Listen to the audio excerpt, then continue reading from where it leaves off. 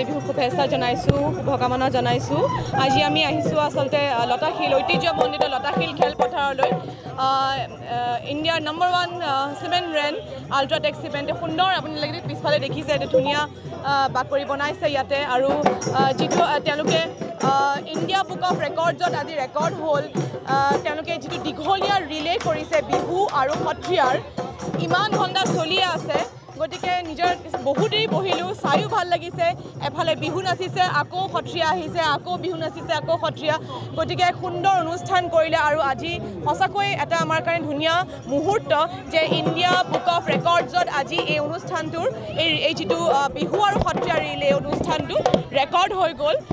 মই আশা কৰিম যাতে বিহু সত্ৰীয়া বাহিৰত যাতে সমগ্ৰ ভাৰতবৰ্ষত যাতে খুব বেছি জনপ্ৰিয় হৈ পৰে, আমাৰ ইয়াৰ আৰ্টিষ্টখিনি যাতে বাহিৰত সুন্দৰকৈ বিহু আৰু সত্ৰীয়াৰ অনুষ্ঠান বিহু বুলি ক'লে যাতে সকলোৱে চিনি পায়, তাকে আশা কৰিম। আৰু মোৰ ফালৰ পৰা কৰ্মকৰ্তাসকলক আল্ট্ৰাটেক চিমেণ্টৰ ধন্যবাদ জ্ঞাপন কৰিছোঁ ইমান সুন্দৰ এটি অনুষ্ঠান কৰাৰ কাৰণে। সাংস্কৃতিক ক্ষেত্ৰখনত আপোনালোকৰ যথেষ্ট নাম আছে। এতিয়া শেহতীয়াকৈ দেখা গৈছে বিহু মঞ্চবোৰত শিল্পীসকলক অপমান কৰা যথেষ্ট দিনক দিনে ক্ৰমান্বয়ে বাঢ়িছে। কালিৰ দিনটো দিগন্ত ভাৰতীকো খুব হয়, মই এইমাত্ৰ কমলৰ লগত তাকে পাতি আছিলোঁ। খুব বেয়া লগা আৰু দুখ লগা এটা মুহূৰ্ত, কাৰণ দিগন্ত দাক আমি খুব সন্মান কৰোঁ। দিগন্ত দা এগৰাকী খুব ভাল শিল্পী আৰু খুব সকলোৱে আমি জানো দিগন্ত দা আজি নহয়, দিগন্ত দা বহু বছৰৰ পৰা অসমৰ সাংস্কৃতিক পথাৰখনত বহুতো ভাল ভাল গান, ইমান সুন্দৰ সুন্দৰ শব্দৰে সুন্দৰ সুন্দৰ গান উপহাৰ দি থৈ গৈছে। মোৰ মন যায় গানটো দিগন্ত দাই লিখা, কিন্তু এই যিটো নিউজ দেখিলোঁ খুব দুখ লগা এটা পৰিস্থিতি। আৰু মই আচলতে নিজে এই সাংস্কৃতিক পথাৰখনৰ কৰ্মী হিচাপে মই এইটো ধিক্কাৰ দিছোঁ, নাপায় তেনেকুৱা কৰিব। আৰু যিখিনি মানে কাণ্ড কাৰখানাত দেখিলোঁ সেইখিনি আচলতে সঁচাকৈ নাপায়। আৰু ভৱিষ্যতলৈ যাতে অকণমান এনেকুৱা ধৰণৰ পটককৈ কাম এটা কৰাৰ আগতে অকণমান ভাবে, কাৰণ আমাৰ খুব সন্মানীয় ব্যক্তি হয় দিগন্ত দা। সমগ্ৰ অসমবাসীলৈ আপোনালোকৰ তৰফৰ পৰা, মোৰ তৰফৰ পৰা বিহুৰ শুভেচ্ছা জ্ঞাপন কৰিছোঁ।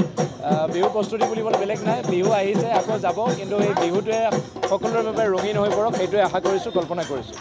হয়, এতিয়া সাংস্কৃতিক ক্ষেত্ৰখনত আমি কৈছোঁ দিগন্ত ভাৰতীক কালি অপমান কৰা হৈছে। কেইবাটাও অনুষ্ঠানত বহুকেইগৰাকী শিল্পীক অপমান কৰিছে। তো শিল্পীক অপমান কৰাটো আচলতে মঞ্চলৈ মাতি লয়, মঞ্চত তেওঁলোকে নৃত্য পৰিৱেশনৰ হওক বা গান গাবলৈ মাতত তাৰপিছত অপমান কৰে। এই বিষয়ত কেনেধৰণে চোৱা হয়? আচলতে অপমান কোনোপধ্যে গ্ৰহণযোগ্য নহয়, কাৰণ তেওঁলোকে নিজে হোচত থাকি পেলাই গৈছে প্ৰগ্ৰেম কৰিবলৈ বা প্ৰগ্ৰেম কৰিবলৈ তেওঁ ষ্টেজত উঠাইছে। তাৰপিছত অপমান কৰাটো কোনো ধৰণৰ গ্ৰহণযোগ্যতা নাই। তাত আমাৰ ফালৰ পৰা সম্পূৰ্ণ বিৰোধিতা আছে। আৰু এনেকুৱা ঘটনা যাতে দুনাই গুৱাহাটী বা অসমত নহয় তাৰে আশা কৰিছোঁ কমিটিসকলেও এই ক্ষেত্ৰত বিচাৰ কৰা জৰুৰী। কাৰণ আজি আল্ট্ৰাটেকৰ এই অনুষ্ঠানটো ইণ্ডিয়া বুক অফ ৰেকৰ্ডছৰ কাৰণে তেওঁলোকে যিটো কাম কৰিছে তাত আমাকো মাতি আনিছে, আমাক তেওঁলোকে যিমানখিনি সন্মান দিছে, এতিয়া যদি তাৰপিছত অসন্মান কৰে নিশ্চয় আমাৰো বেয়া লাগিব। তো তেনেকুৱা এটা কথা, সকলোৰে মনৰ কিছুমান বস্তু থাকে। গতিকে শিল্পীক সন্মান কৰক, তেতিয়া শিল্পীয়েও সন্মান দিব। Thank you. আমি আজি উপস্থিত হৈছোঁহি এই ইণ্ডিয়াজ নম্বৰ 1 চিমেণ্ট আল্ট্ৰাটেক চিমেণ্টে ইমান ধুনীয়া আয়োজন কৰিছে।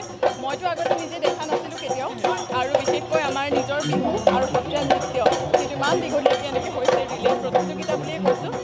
তাতে বহুত আনন্দিত যে আমাৰ আৰু নাম কঢ়িয়াই নিবলৈ আল্ট্ৰাটেক চিমেণ্টৰ জৰিয়তে এই সুন্দৰ পদক্ষেপ। অনুষ্ঠান ক'ত কৰা হৈছে এইবাৰ?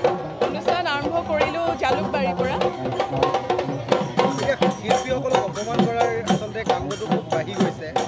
কি ক'বা কমিটিসকলক, কি ক'বা কমিটি যিসকল বিহু অনুষ্ঠান উদযাপন কৰি আহিছে, এই কমিটিসকলৰ একাংশ কমিটি বিষয়ববীয়াই শিল্পীসকলক অপমান কৰিবলৈ লৈছে। কালি দিগন্ত ভাৰতীক কৰিছে, কেইবাটাও অনুষ্ঠানত বিভিন্ন অনুষ্ঠানত ইতিমধ্যে শিল্পীসকলক অপমান কৰিছে। বিষয়টো কেনেকৈ চোৱা হৈছে? কিয় নাজানো, এই বস্তুটো বাৰে বাৰে হৈ থাকে শিল্পীসকলৰ লগত।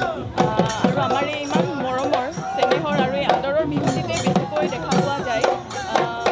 এইটো মই ভাবোঁ এটা বিৰাট গুৰুত্বপূৰ্ণ বিষয় হৈ পৰিছে আমাৰ শিল্পী সমাজৰ মাজত। বিশেষকৈ আমি এইটো ভালকৈ চৰ্চা কৰিব লাগে। তাৰ বাবে বিশেষ প্ৰেছ মিটো বহুত দিয়া গৈছে।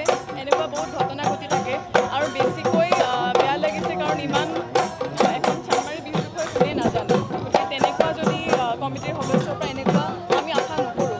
মই এইটোৱে ক'ম যে তেনেকুৱাখিনি সন্মানটো ৰাখি কম হ'লে ভাল পাওঁ, বিশেষকৈ ক'ব নোৱাৰোঁ। আৰু এইবোৰ আচলতে এক্সিডেণ্ট, ক'ত কেনেকৈ কি হয় ক'ব নোৱাৰি। আজিলৈকে তেনেকৈ শুনা নাছিলোঁ, কালি তেনেকৈ হৈ গ'ল। ৰাতিপুৱা তেতিয়াই ভিডিঅ'